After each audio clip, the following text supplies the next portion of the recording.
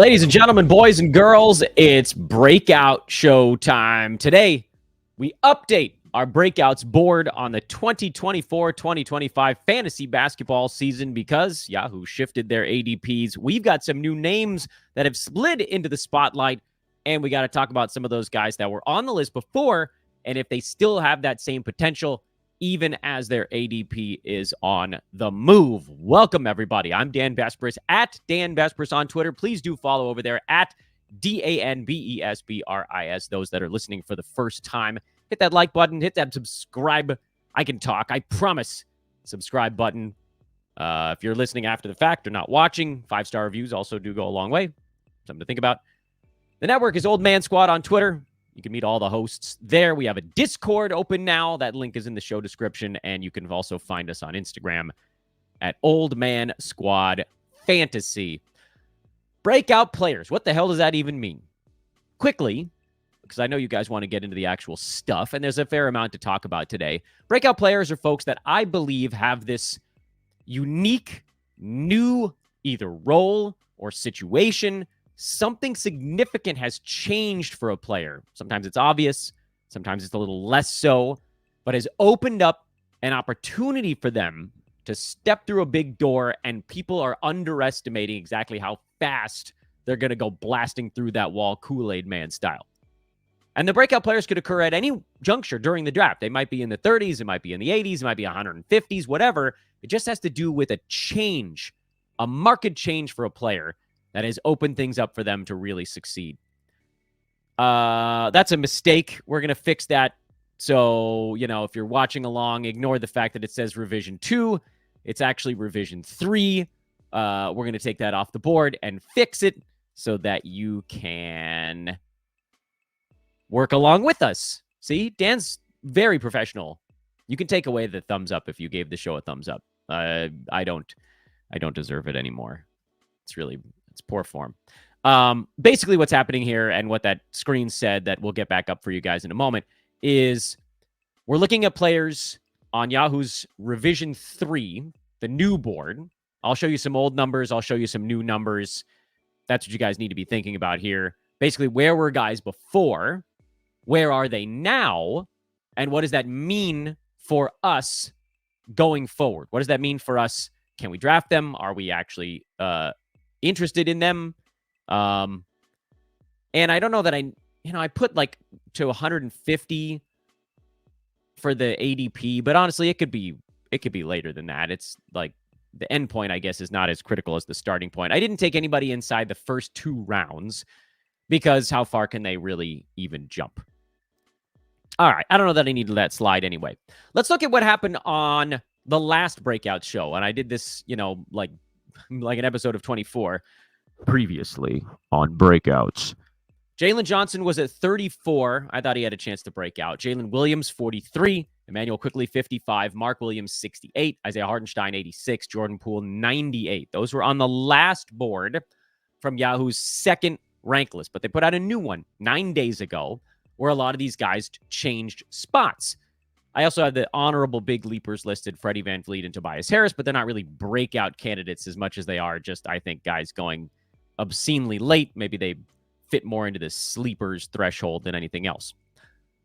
Jaylen Johnson is still at 34, so we don't need to make any adjustment to him. Just a very quick thought on Jaylen Johnson. He was number 43 last year, and he's liable to do a whole bunch of extra stuff this season.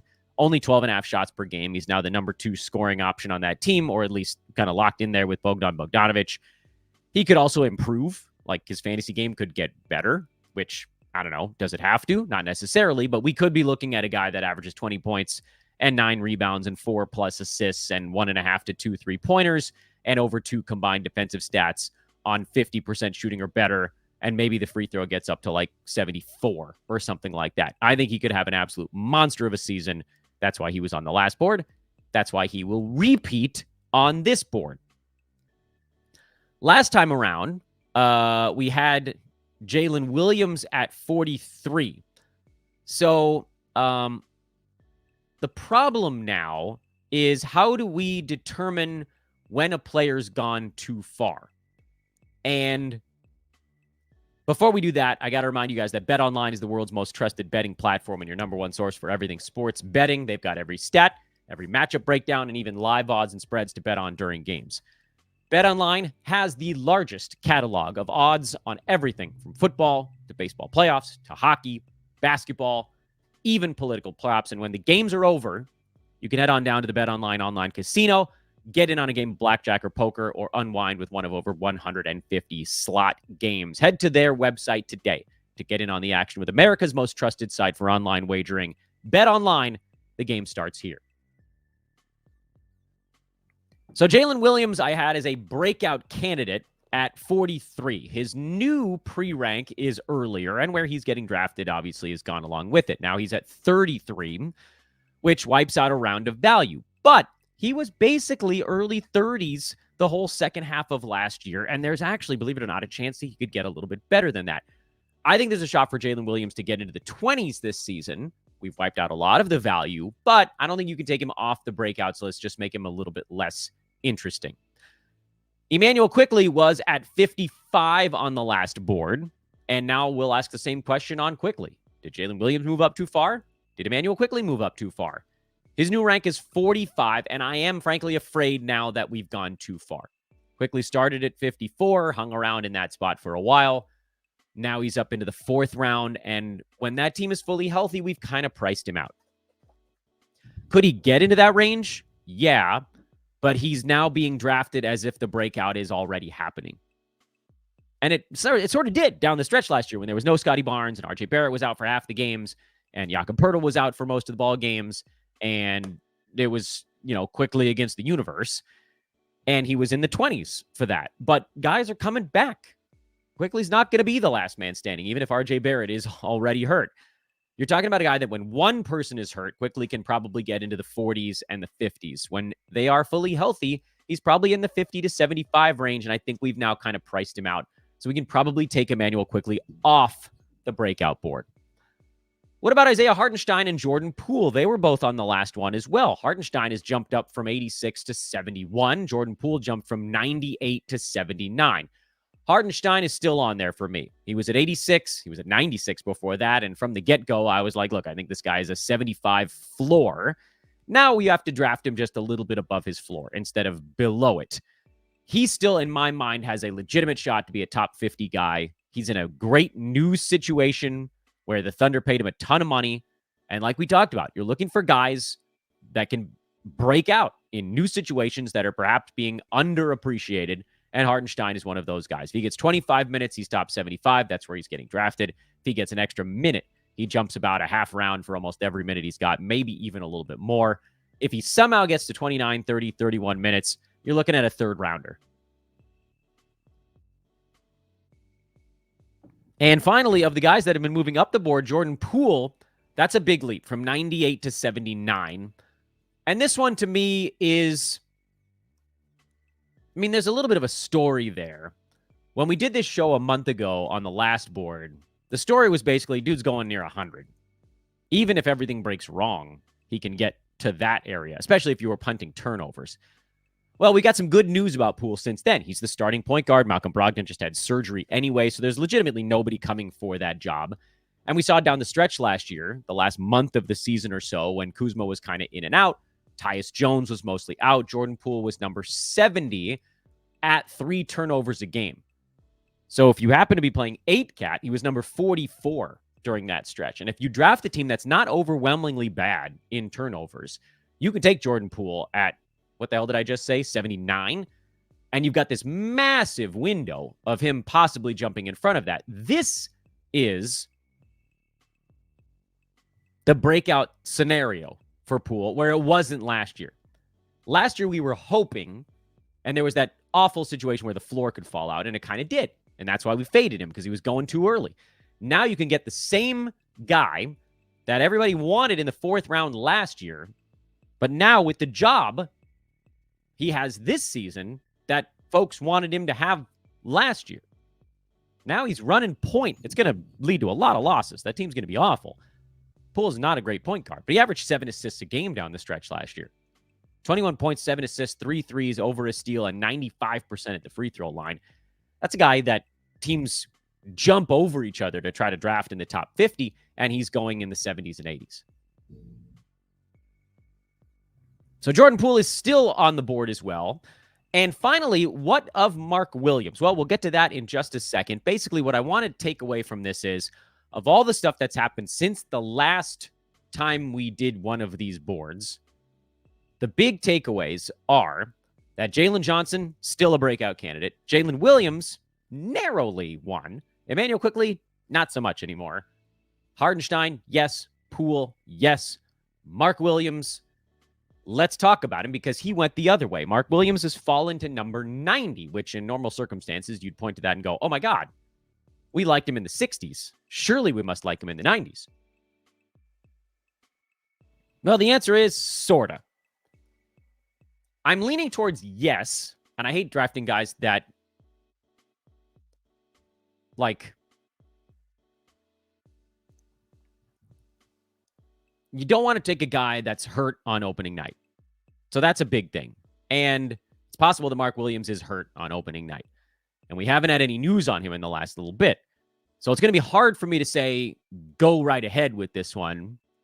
If your draft is today, and like the season's 11 days away from the time of us recording this podcast. So this is a razor's edge kind of decision. I think right now I would say don't do it. But if we get any indication that he's not far off, then I think he falls back into the big breakout candidate, because if he gets healthy, if his minutes can get up around 29 or 30 instead of 27, we're talking about a guy that could roll top 50. And that's legitimate breakout potential because we saw the outlines of it last year. He was at 13 points, 10 rebounds, 1.9 defensive stats, 65% from the field, and a not that awful 72% at the free throw line. If you extrapolate that to a season with LaMelo Ball and a season of health and a season of an extra 10-ish% minutes on the court, you're talking about adding 1.5 points and a rebound and 1/10 of a steal and 1/10 of a block and 0.2 of an assist or whatever. You're rolling up all this extra stuff that like top 50 centers don't grow on trees, especially not going in the 8th round. But today, I can't call him a breakout because if you're hurt, you're just not breaking out. You're the opposite of that.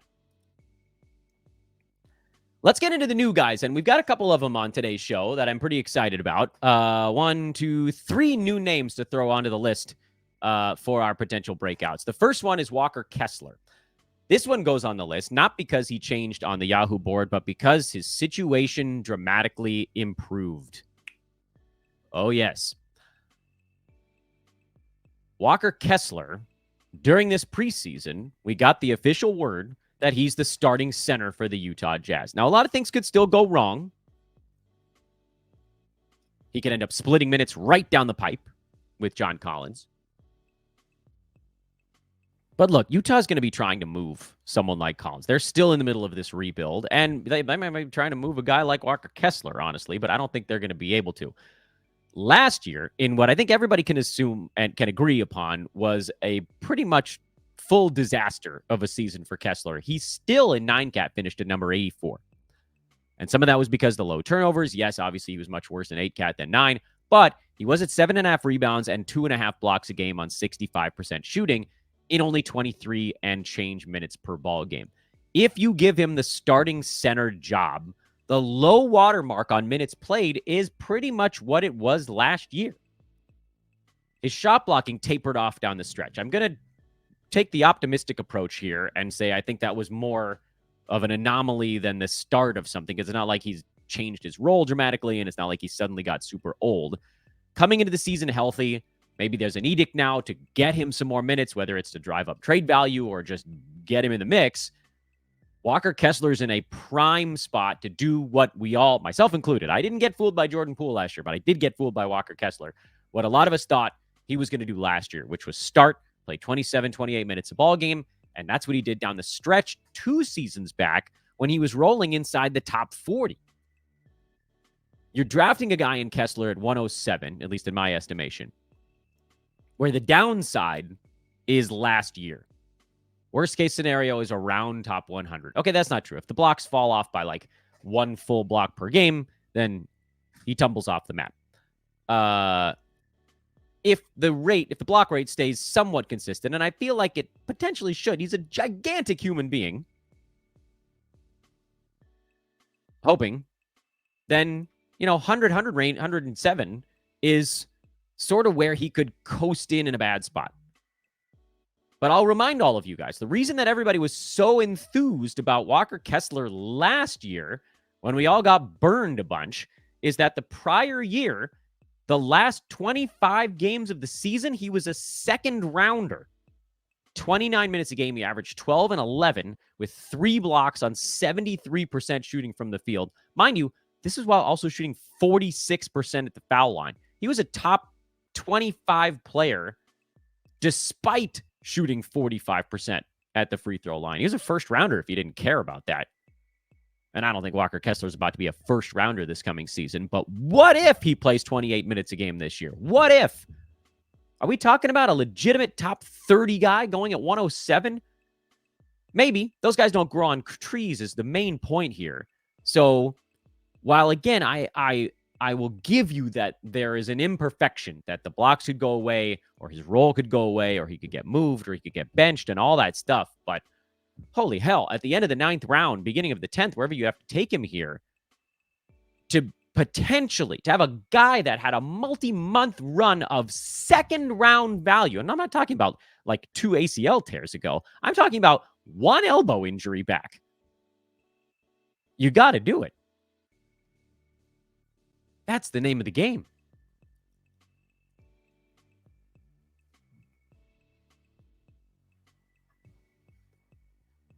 Next name of the 3 new names on the breakout board is Nas Reed at 111. Those have been watching some of my recent shows have heard me start to talk a little bit more about Nas Reed. And maybe I should have done this a little bit sooner.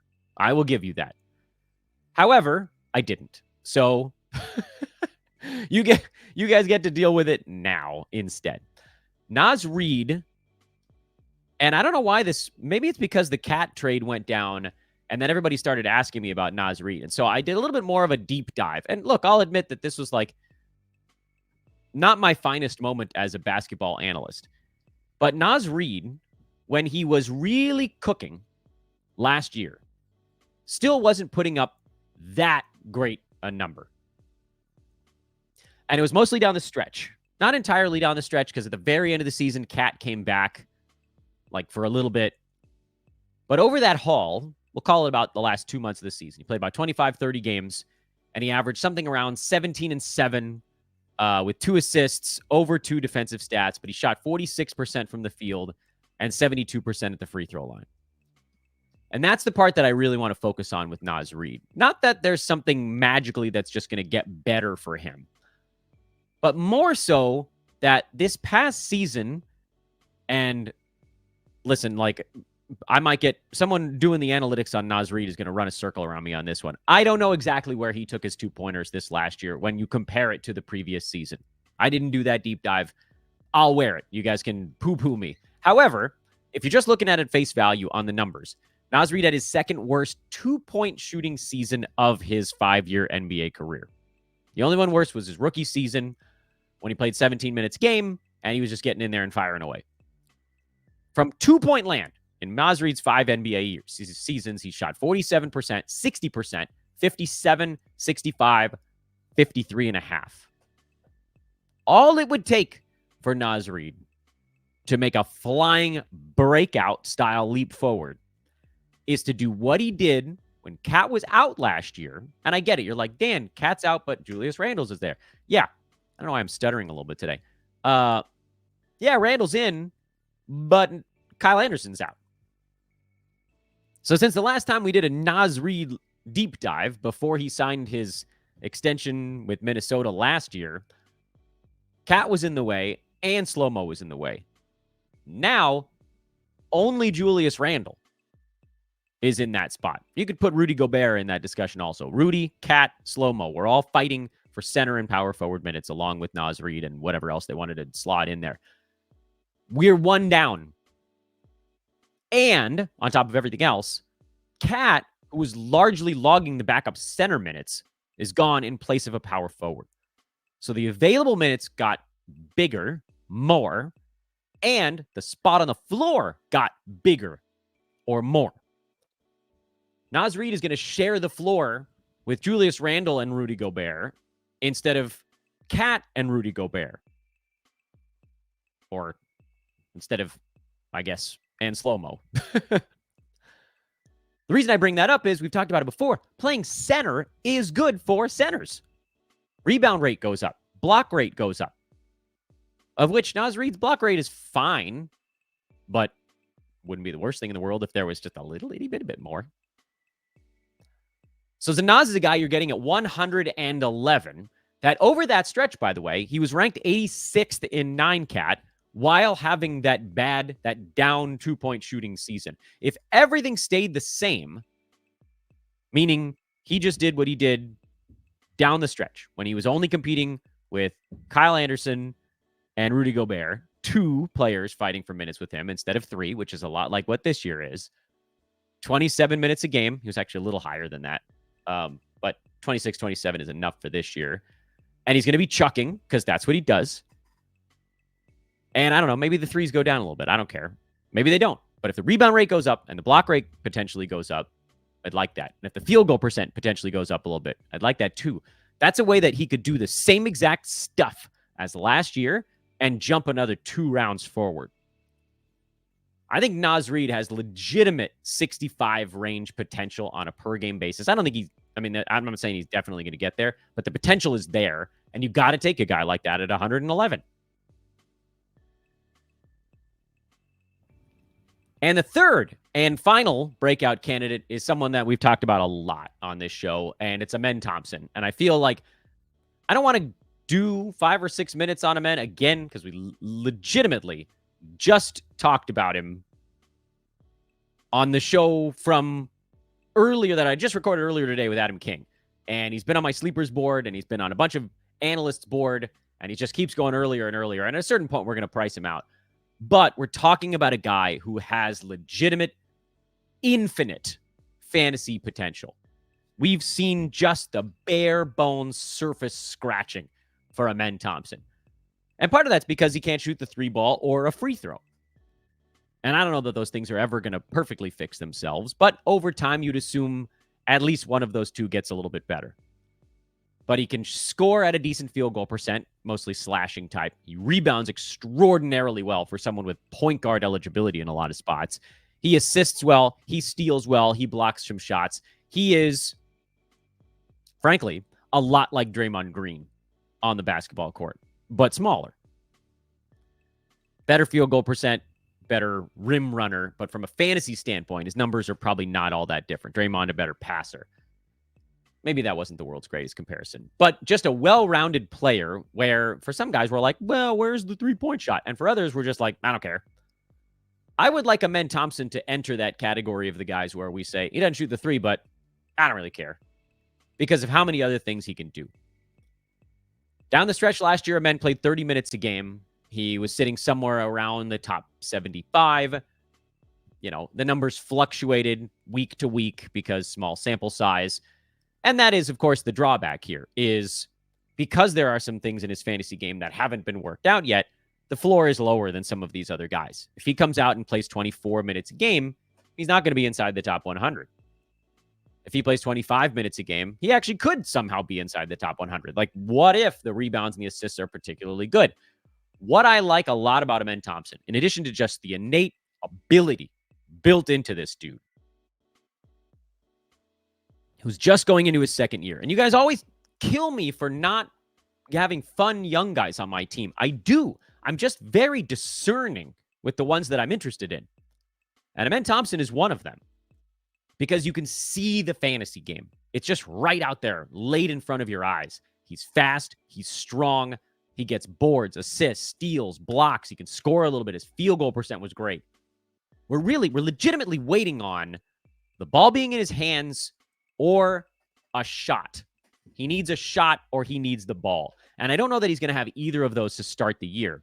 But first of all, he's so good, there's no way they're going to be able to keep him off the floor. And 2, the other thing, this was a point that Adam made. It's a point we made on the show a couple days ago when we did the Sleepers episode. When anyone misses a game for Houston, Emanuel Thompson benefits. Anyone. in like the top 8. If Van Vliet misses a game, Amen Thompson benefits. Brooks, Jalen Green, Jabari Smith Jr., Alperen Şengün, Cam Whitmore, Reid Shepard. Go all the way down the list. Anytime. Now, obviously, it helps Amen more when a starter is down than a different, when I say reliever, I've got baseball in the brain, a different bench player. But no matter who's out, he picks up minutes and roll. It's better if the guy that's out is a higher usage guy, because then usage gets dropped on Amen Thompson, as opposed to like if Cam Whitmore is out, Amen might pick up an extra 4 or 5 minutes. Great. But what does that actually mean? Does he get a shot out of it? Whereas if like Jalen Green is out, someone's going to throw 17 shots back into the pool and the ball just in someone else's hands a bit more. Or like if Şengün's out, then he'll have to run some offense. Those obviously help him more, but just getting him out there for a half an hour is enough. What do we think?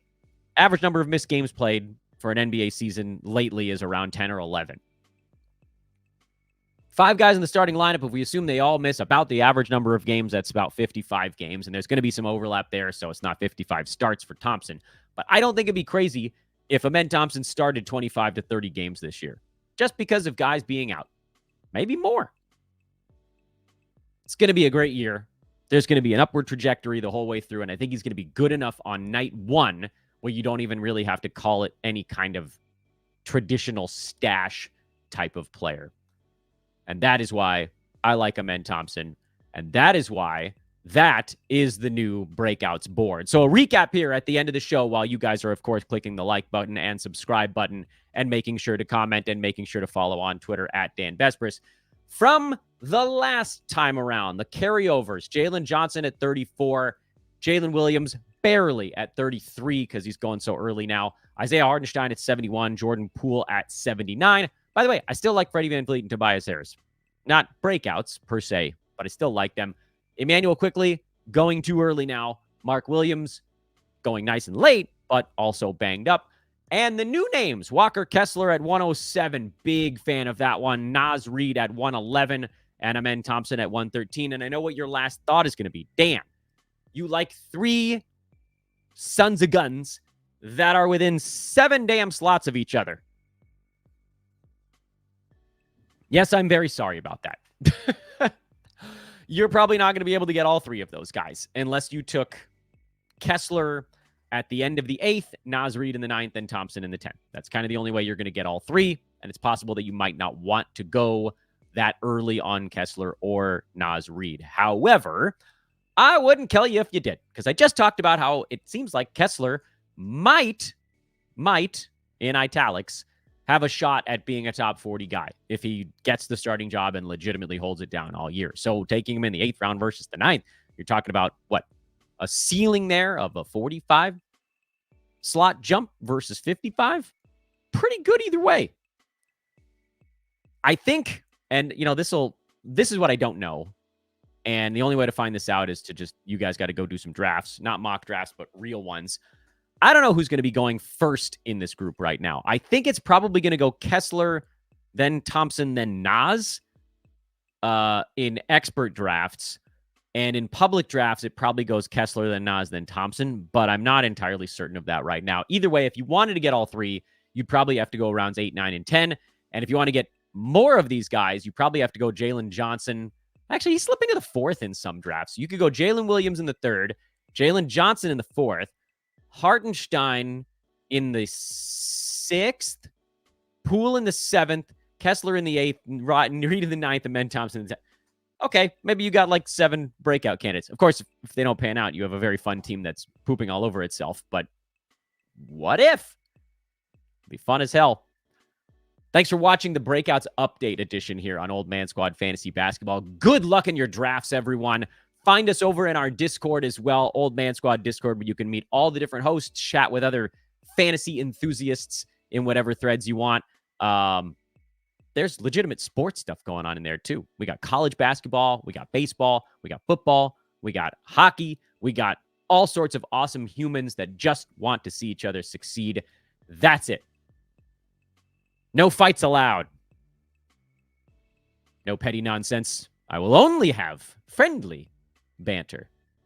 in the Old Man Squad Discord. I'm Dan Besbris. I'll see you guys over on social media and back here on this channel tomorrow. I think we're going to do a mock tomorrow. I promised a lot of people we'd do a 14-teamer. Maybe it's finally time to get that in. We also will have our penultimate episode of Fantasy 101 dropping this weekend from Slick Rock as he gets you guys ready. Those of you that are playing fantasy basketball for the first time, that's been a really fun series, and I hope you guys, the newcomers among you, have been able to check that out.